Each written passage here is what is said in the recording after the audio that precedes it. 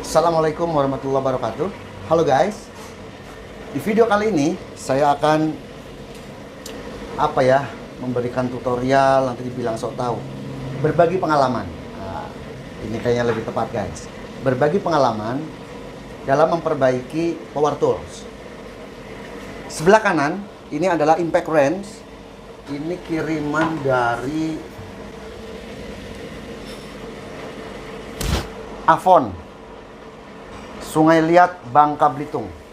Ini alamat saya ini. Nih, nggak diburemin. Saya mah, Anda mesti tahu alamat saya justru. Ya, ada nomor HP-nya juga. Di setiap link, di setiap deskripsi video saya selalu cantumkan nomor WA. Agar apa? Agar Anda yang sanksi dengan pengujian-pengujian yang saya lakukan, Anda bisa langsung hubungi saya. Ya, kita langsung syukur-syukur bisa main ke workshop, kita langsung coba power tools-nya, karena tidak ada dusta di antara kita. Syailah, tidak ada dusta di antara kita. Sebelah kiri, ini ada produk Black Decker. Keduanya ini sama-sama sudah dipakai selama 1 tahun. Black Decker ini dari SIP itu apa mas? Si pengirim kali ya, Mas Ahmad. Nih, Saka Laundry. Anda kalau tulis Saka Laundry di Google Maps juga kelihatan alamat saya. Kedua power tools ini mempunyai masalah yang sama sebenarnya. Bedanya, sebelah kiri adalah dinamo DC, brushed. Sebelah kanan adalah brushless motor. Impact wrench, impact drill. Hampir-hampir mirip kalau masalah penggerak mah ya. Nggak ada bedanya, cuman beda teknologi antara dinamo DC dan dinamo brushless. Masalahnya sama, apabila ditekan dia kayak ngunci, gitu. Kalau ini mau mutar, tapi putarannya berat dan berasap. Nah, inilah masalah-masalah yang sering timbul pada power tools berteknologi brushless kelas menengah ke bawah. Mas Ahmad ini sudah membongkar sendiri, dipretelin, kemudian mungkin dia mau bersihin sekalian gearboxnya, ternyata nggak bisa pasangnya. Saya ajak video call, nggak mau, maunya abang-abangan aja yang betulin katanya. Ya udah, saya bantu.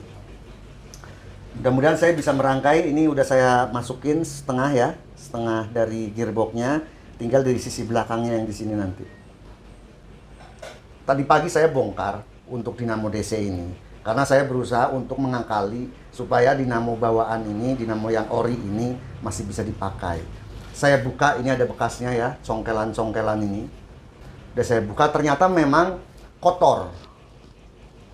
Untuk karbon brushnya masih lumayan, masih bisa digunakan lah sampai setahun lagi masih bisa.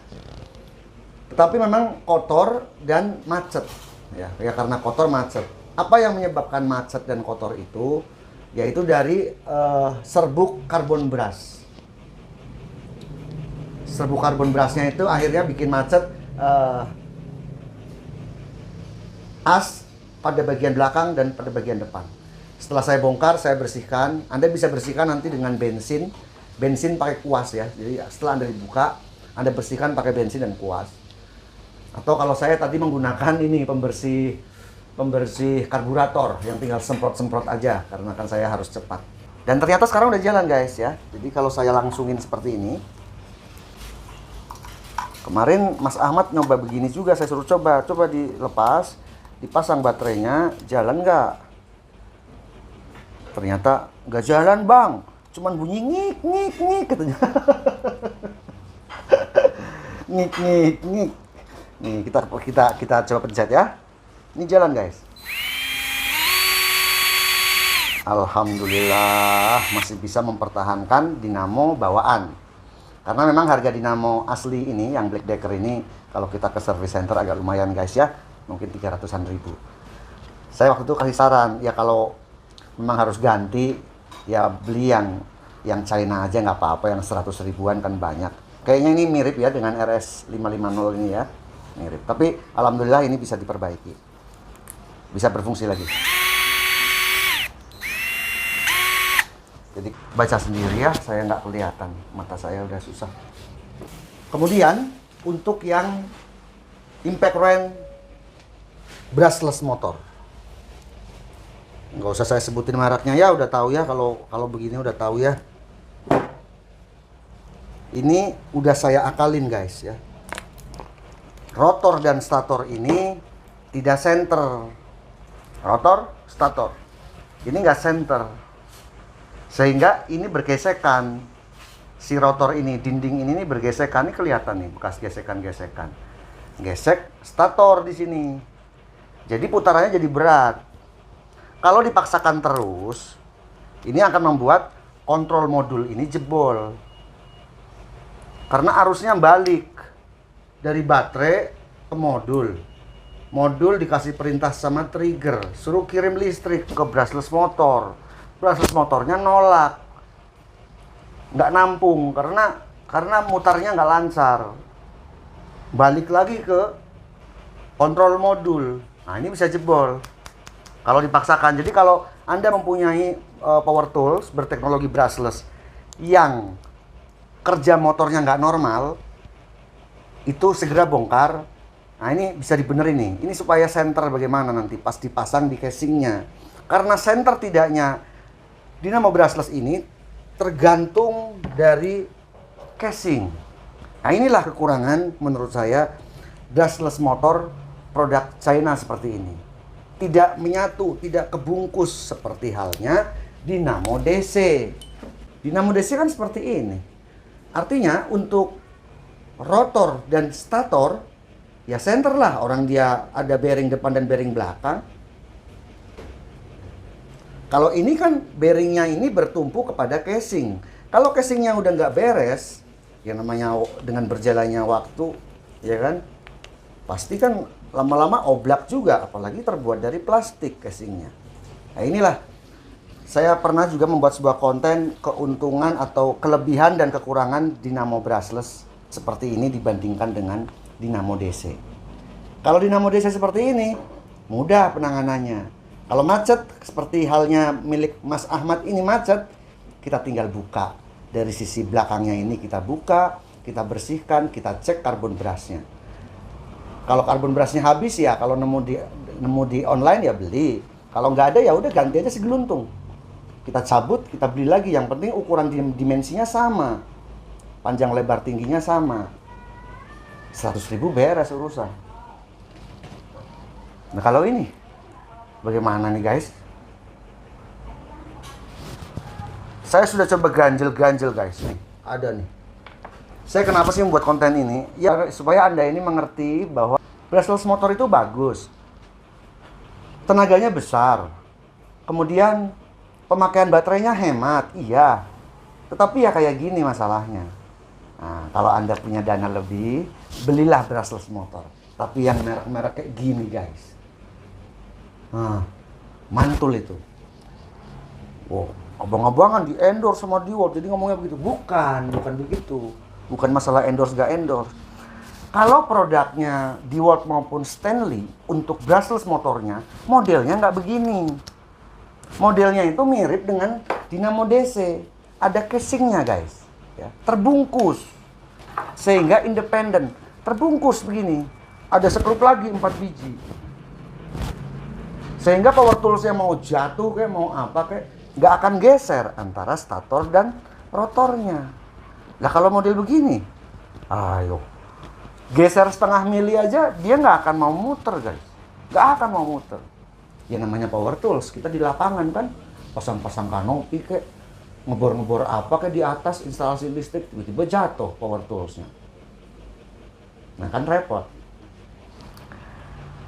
Jadi ya itu tadi saran saya kalau Anda ingin memiliki power tools ya yang brushless motor, yang kekinian ya, kekinian lah bahasa anak sekarang ini ya.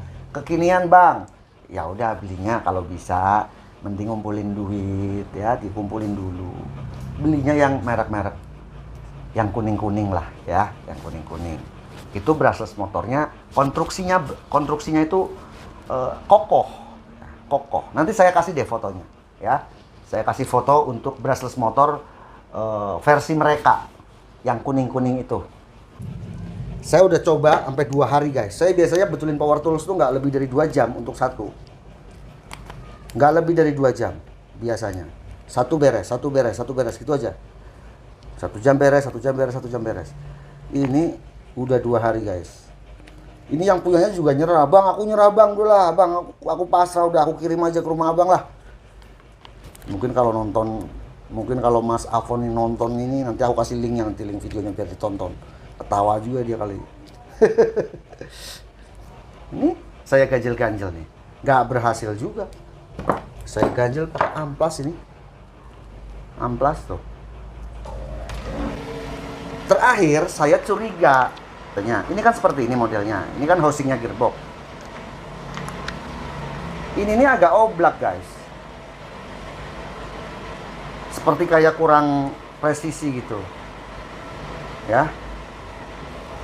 Tapi bearingnya bagus, jadi rumahnya ini yang kalah. Karena memang ya ini untuk bengkel ya, untuk bengkel jadi capek.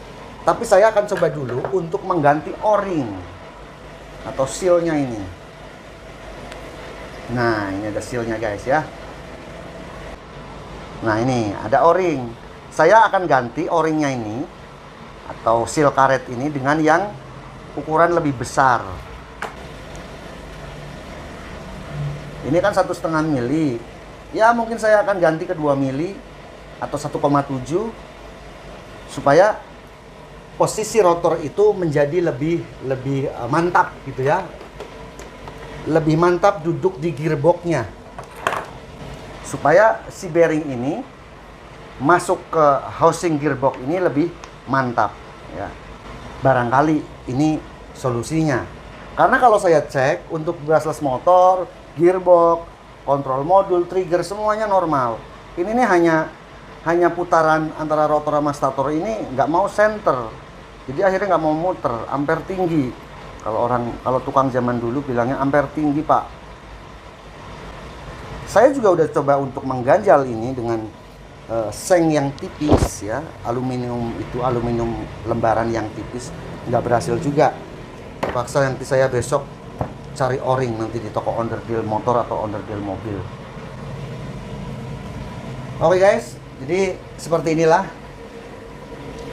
keseharian saya di pagi hari. Kalau bangun tidur sebelum saya syuting, saya pasti menyempatkan diri untuk membongkar-bongkar power tools milik subscriber.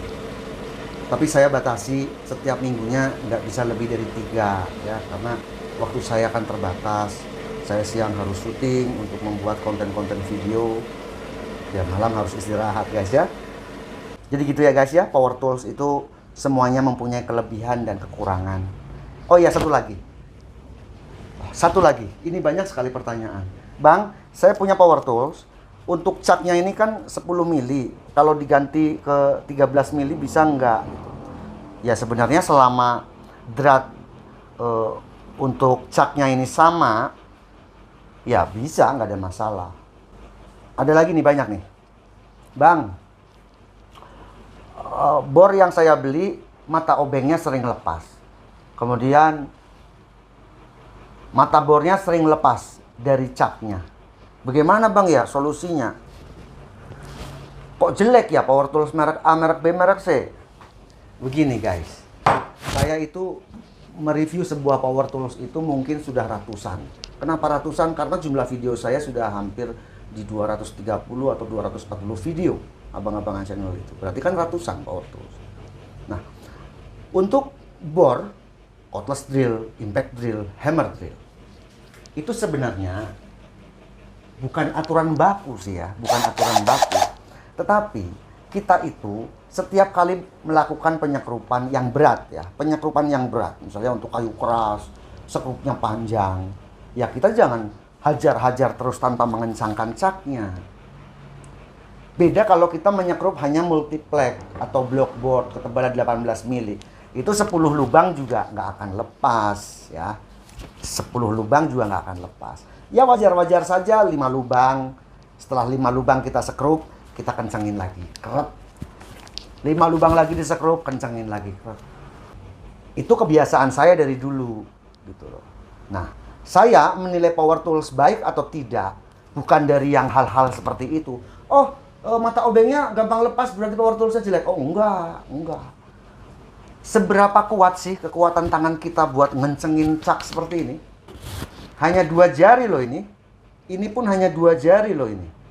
Seberapa kuat kita bisa ngencengin ini? Wajar aja kalau bisa copot, guys. Jadi bukan bornya yang jelek. Memang setiap kali pengeboran itu kita harus renungin lagi. Misal saya akan mengebor tembok ini. Ada 4 lubang. 1, 2, 3, 4. Kalau saya habis ngebor 1, pasti saya kencangin dulu. Ngebor 1 lagi, kencangin lagi. Ya namanya kekuatan hanya 2 jari buat menahan ini. 2 jari untuk menahan ini. Pasti ada keterbatasan. Tapi sekali lagi, bukan power toolsnya yang jelek atau bukan caknya yang jelek. Memang caranya ngebor ya begitu. Itu menurut saya. Ya kan saya sering menguji DeWalt, saya sering menguji Stanley, saya sering menguji Milwaukee. Ya juga mereka seperti itu, sama. Dalam mereview sebuah power tool, saya pun melakukan hal yang sama. 1 lubang dibor, habis itu saya kencangin lagi untuk lubang berikutnya. Hanya saya tidak tampilkan di video. Bukan untuk nutupin guys, bukan. Tapi saya lakukan karena untuk memperpendek durasi video. Nanti kalau kepanjangan kan juga banyak yang komplain, "Bang, jangan panjang-panjang bikin video. Antara sekian menit sampai sekian menit saja." Justru kalau Anda menggunakan bor-bor yang mahal-mahal begini, ya, yang kuning-kuning atau yang merah-merah mahal, itu malah kalau saya sering banget ngencengin. Kenapa?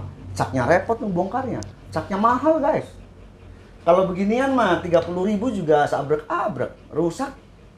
Tinggal lempar 30.000 banyak yang jual. Kalau merek begini gimana? Kalau Milwaukee bagaimana?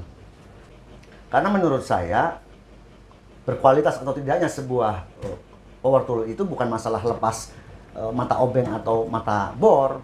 Bagi saya, abang-abangan channel, saya menilai bukan dari sisi itu. Kalau cat itu sama, mau yang harganya murah 200.000 power tool sampai yang harganya 5 juta, sama. Saya memperlakukan hal yang sama. Karena memang aturannya begitu. Apa yang terjadi jika pada saat kita mengebor atau pada saat kita menyekrup mata obengnya lepas? Saya pernah kejadian, saya lagi nyekrup di kayu solid, ya. Saya nggak usah sebutin mereknya, bakal sama, semua juga bakal sama. Saya sedang menyekrup di kayu meranti, ya. Tiba-tiba saya lupa nggak kencangkan lagi untuk caknya, ya. Saya nyekrup, caknya ini nggak dikencangkan lagi. Biasanya kan kalau di kayu keras, apalagi habis 1 lubang kita sekrup, kita kencangkan. Itu di tengah-tengah saya nyekrup, penyekrupan untuk sekrup yang panjang ya 7 cm. Itu lepas. Pada saat mau lepas itu kan dia pasti ngegeol gitu. Ini sampai copot guys. Penjepit yang 3 ini copot 1. Untungnya power tools murah, ya, di bawah 1 juta. Kalau merek-merek yang kuning-kuning ini bagaimana? Jadi lebih baik kita mengalah, ya. Setiap kali kita ngebor 1 lubang, lepas sambil kita bernafas juga. Mau ngapain? Buru-buru mau ngebor-ngebor terus tanpa mengencangkan cak. Bor 1 jos dibor, langsung pindah ke bor lubang kedua, lubang ketiga. Emang mau kemana? Enak kan bor 1 ngebor, habis itu kita sambil kita bernafas, ya.